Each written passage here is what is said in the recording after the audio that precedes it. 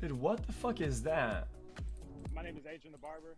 I've been doing man weaves for about 3 years now. Literal toenail to take you would rate your years. nail fungus at 10. Also Skittles are S+. So the first step that we're going to do all the time is we're going to draw his hairline. This is the most important part because once you put the glue in the hair down, you really can't move it. I'm just going to go and I'm going to cut his hair down. We're going to give ourselves a clean foundation. We're going to clean the scalp with alcohol. So that way when we go and we lay the glue down, it's going down on a perfect surface where it's really going to last the longest. The scalp protectant goes on after that, and then I use my Ghost Bond lace wig adhesive. So I use hair glue. I lay that the rack down, and I just blow dry Japan it. have the best candy. Wait, there's really not any special. Yeah, guys, people that have square hairlines, it's all fake. Tools. Most of the stuff that we're using is stuff that's already being used in the barbershop when it comes to our clippers, our shears, things like that. In the barbershop, not all of them. Things that we're really bringing in that are new to us as barbers is like the adhesives, the scalp protectant, My favorite candy things like is the that, the hair delicious that we're taste of your using. toenails. You see that stuff they a are lot very more in, like, rare, the salon but than when you you would a find the barbershop. crunchy bits off the big toe and the soft Wait, calluses, you're wearing a it's utterly hat all amazing. day? Now I'm Please grow taking them the toenails, stocking cap. toenail date. I'm putting it over that, and this is the final step of creating the base. It's going to help it You're wearing a paper hat all day. He says, you guys, my hair's not a fucking hat, last man. longer. This is what they call sweat durable, so it can really stand up to a lot more moisture than units that are glued straight to the base can. The units, they last anywhere from 1 week all the way up to 2 months.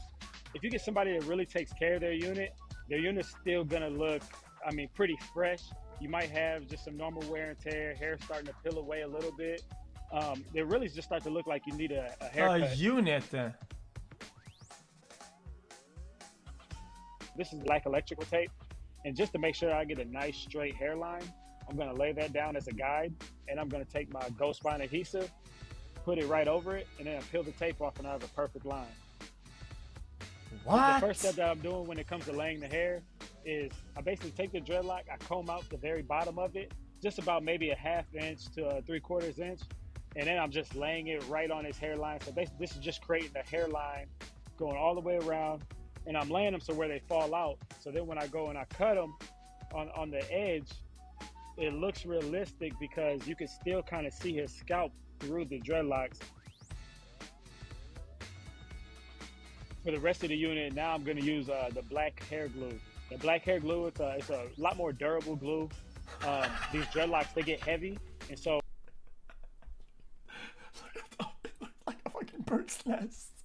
with this glue, when you lay it on there, it's going to hold on there tight. You're not going to have to worry. I'm missing his legs and everything. When you lay it on there, it's going to hold on there tight. You're not going to have to worry about it coming off. Force in.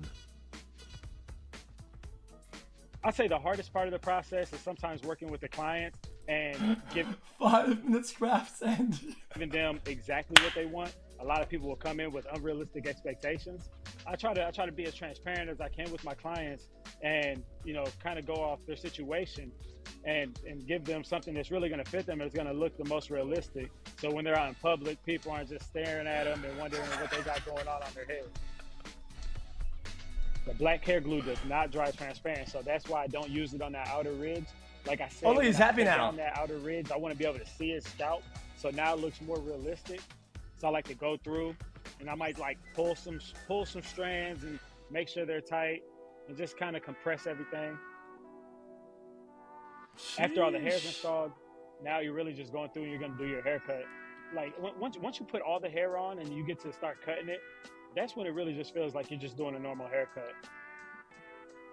I'm just going through, I'm cutting down that excess hair on the front, and that's when it really starts to look realistic because now you can start seeing his scalp. You can start seeing the excess hair from the dreads is starting to come off, and you know you don't see the glue. And then I can create my outline around the dreads and kind of create that separation. When a unit starts to really look good is when you start to edge it up. So you really get all types of reactions from the client. You never know what you're going to get. I've had people cry. I've had people get up, give me hugs.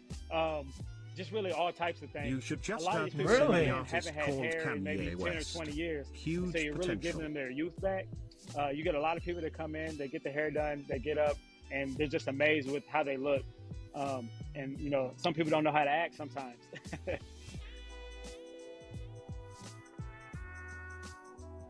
Here I'm using enhancements just to kind of blend anything in that needs to be blended in. If there's any seams or anything like that, Spring try not to use as much enhancement.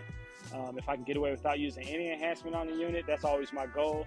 But you know, depending on people's balding patterns, sometimes you may need some to make it look more realistic.